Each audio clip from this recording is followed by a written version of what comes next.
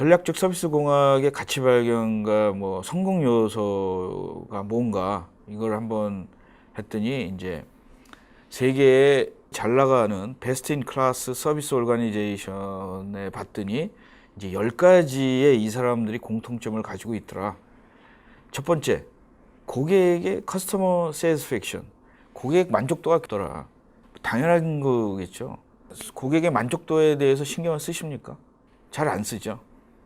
이제 점점 많이 쓰죠. 어떤 거라든가 고객이 잘못하면 뭐 요새 뭐 진정성이나 이런 게 없으면 대기업도 곤욕을 치르고 있습니다. 두 번째, probability of service operation.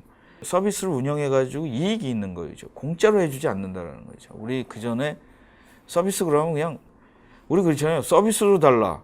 중국집에서 서비스 달라고 그래도 공짜지 않습니까? 근데 서비스는 공짜로 주면 안 돼요. 서비스는 공짜로 주면 퀄리티가 떨어지는 거죠. 그래서 그 서비스를 상대방이 받으면서도 돈을 내면서도 가치가 있다라는 그런 서비스를 발굴을 해야 되는 거죠. 우리나라는 맨 처음부터 서비스 그러면 서비스 사회가 왔는데도 서비스 그러면 공짜라는 게 서비스 이퀄 공짜라는 개념이 있다라는 거죠. 사회 인식부터 뭐 젊은 사람들은 안 그러겠지만 점점 변하고 있는 거죠. 서비스는 공짜가 아니에요. 서비스는 제품보다 더 비쌀 수 있다라는 거죠. 특히 사물 인터넷 경우에는 제품은 굉장히 쌀 수 있어요.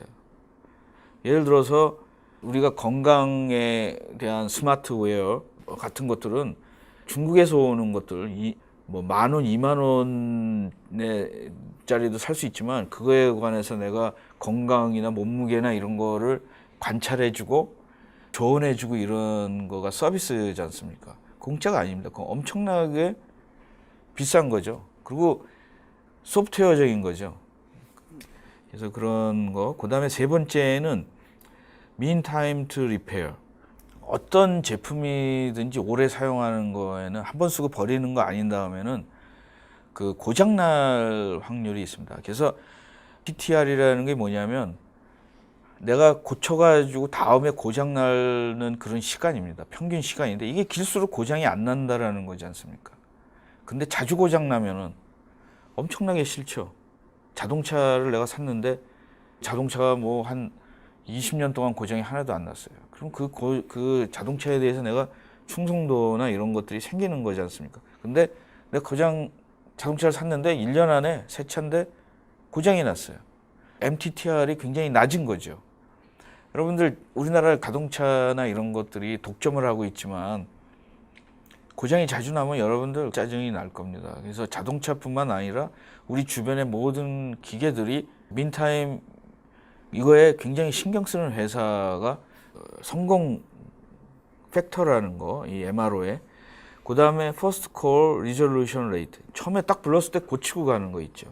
제가 아까 말씀드렸지만 두 번째도 그냥 50%는 깎아먹고 세 번째 오면 짜증 확 나는 거죠. 그 여지껏 서비스 했던 거 다 날아가는 거죠. 서비스가 아무리 좋아도 약속을 안 지키는 거. First Call 처음 불렀을 때 고치고 가는 거가 네 번째라는 거죠. 다섯 번째는 on time part delivery. 그 파트를 제 시간에 제공하는 거예요. 큰 회사들 같은 데는 파트 하나 때문에 그 운영 시간이 오래 길어지면 엄청난 손해가 오는 거거든요. 이거는 뭐 용납할 수 없는 거죠. 그 사람들에게는. 그 다음에 여섯 번째는 서비스 컨트랙트 컴플라이언스 퍼센티지.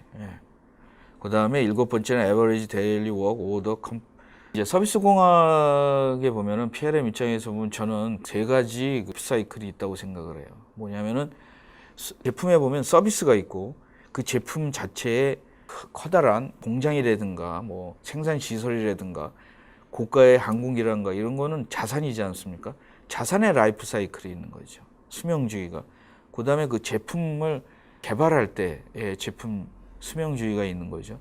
우리가 여지껏 PLM을 봤을 때 여기 파란 부분에 있는 프로덕트 라이프 사이클에만 우리가 중점적으로 있었지만 MRO라는 거는 서비스도 있고 에셋 라이프 사이클도 있는 거죠. 에셋의 입장에서 보면은 예를 들어서 프로덕트 라이프 사이클은 제조사의 라이프 사이클입니다.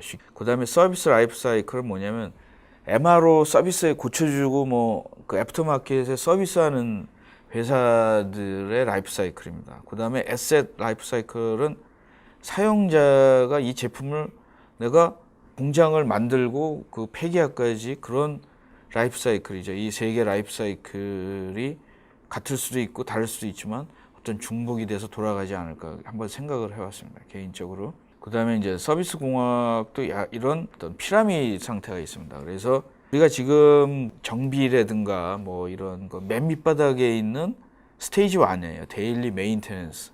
항공기가 들어와서 체크하고 비행기를 보내고, 예를 들어서 내가 어떤 메일 체크, 간단하게 체크한 거, 그 라인에 있는 사람이 고치거나 개조하지 못합니다. 자기가 매뉴얼에 있는 대로 체크만 하는 거죠. 그리고 보고하는 거예요. 두 번째는 뭐냐면은 프로액티브 메인테넌스입니다. 이건 뭐냐면 정기적으로 어떻게 할 것인가, 그런 거에 대해서 하는 거고, 스테이지 3는 조직 전체에서 하는 거, 세이프티라든가 뭐 이런 거. 이제 네 번째는 어떤 제품에 대해서 주기적으로 램 어널리스라든가 뭐 라이어빌리티라든가 예측에 필요한 이런 미래의 신뢰성이라든가 이런 것들에 대해서 하는 거죠. 그래서 스테이지 5는 회사 전체적으로 이것 때문에 어떤 이윤이 많이 나는 거 있죠. 자산 전체적인 모든 걸 다 합해가지고 그 매니저 레벨에서 하는 거겠죠. 이렇게 스테이지가 있다라는 거. 피는 안 하겠지만 이제 전략적 서비스 공학의 제 입장에서 경험에 의하면 MRO라는 게 있고 IRS라는 게 있습니다. 이 그림에 보면 대부분 다 문서로 하는데 MRO는 일단 제품이 나와서 사용에 대해서 집중적으로 합니다. IRS는 항공기나 뭐 플랜트라든가 고가의 인프라든가 이런 것들은 개발할 때부터 이게 안전한지, 어떻게 운영할 건지, 이게 뭐 20, 30년 동안 어떻게 사용할 건지, 어떻게 트레이닝 할 건지, 어떻게 리소스를 사용할 건지 이런 거를, 그리고 어떻게 부품을 조달할 것인지 이런 거에 대한 종합적인 지원을 ILS라고 그럽니다. Integrated Logistic Support라고 그래가지고, 우리가 애프터마켓에서는 두 가지가 있다. 특히 이제 ILS는 OEM, 생산자들이 주로 많이 하는 거고, MRO는 서비스를 해주는 사람. 항공기 같은 경우에는 내가 보잉이나 락히드에서 항공기를 사가지고 MRO 전문 업체에다가 맡깁니다. 뭐 서비스 프로바이더겠죠. 그렇지만 그 ILS라든가 이런 거는 종합 지원은 그 회사에서 개발하면서 개발 정보 이런 것들을 받아다가 만들어야 되기 때문에 복잡하고 있죠. 아마 그 우리나라에서 지금 새로 항공기, 전투기나 이런 거 개발할 때 ILS가 중요하죠. 그거 없으면 이제 껍데기에 불과한 겁니다. 이걸 어떻게 트레이닝하고 뭐 이런 거에 대해서 엄청난 해야 되는 거고. 이거는 오늘 간단하게 얘기를 했는데, 전략적 서비스 공학에서 PBL이라는 게 있어요. PLM의 어떤 구조화된 걸 사용해서 퍼포먼스 베이스 로지스틱이라는 거 있습니다. 몇 년 전에 한 10년 전에 나왔는데 지금도 이제 이것이 더 발전돼 있는 상태인데, 퍼포먼스 베이스 로지스틱은 뭐냐면 내가 MRO라든가 뭐 이렇게 그 운영이나 이런 걸 하는데, 유지보수 이런 계약을 하는데 평균보다 잘하면 보너스로 돈을 더 받고 평균보다 못하면 유지보수비를 적게 받는다라는 거죠. 성적표대로 받는다라는 거죠. 우리나라 실정에는 상당히 쉽지 않아요. 왜냐하면 더 잘했다고 해서 서비스에 돈을 더 주지는 않거든요. 근데 서구 사회에서는 이게 이제 정착이 돼 있습니다. 영국이나 뭐 이런 미국 같은 데에서는 잘하면 더 비용을 더 주고 못하면 비용을 덜 주는 거죠. 이게 완전히 쉽지 않은. PBL을 하려면 미리 시간을 갖다가 그림에서 보면 오래 걸리는데 시간을 단축하는 거죠. 여기 보면은 맨 밑에 보면 시간을 3분의 1로 단축할 수 있다는 거죠. 미리 제품이 오기 전에 무슨 문제인가를 분석해가지고 제품을 도착하기 전에 벌써 파트나 이런 것들 재고 검사를 다 끝내가지고 기다리지 않는 거죠. 리드 타임을 없애는 거죠. PLM도 리드 타임을 없애는 거지만 PLM 오리엔트 되어 있는 MRO도 리드 타임을 제거하는 거죠. 리드 타임은 그냥 멍하게 기다리는 시간을 의미하는 거죠. 쓸데없이 기다리는 시간, 이런 걸 주의자라는 거죠.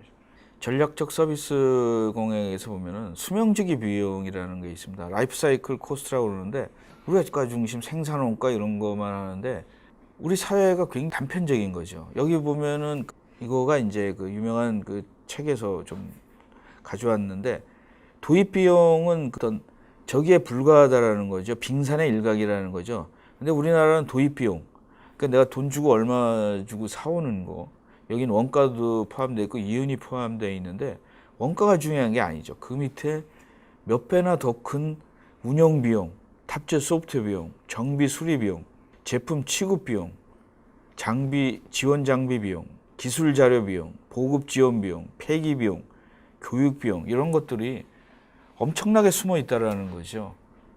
이런 것들에 대해서 전혀 우리는 생각을 하지 않고 있습니다. 이 사회적으로 문제죠. 이게.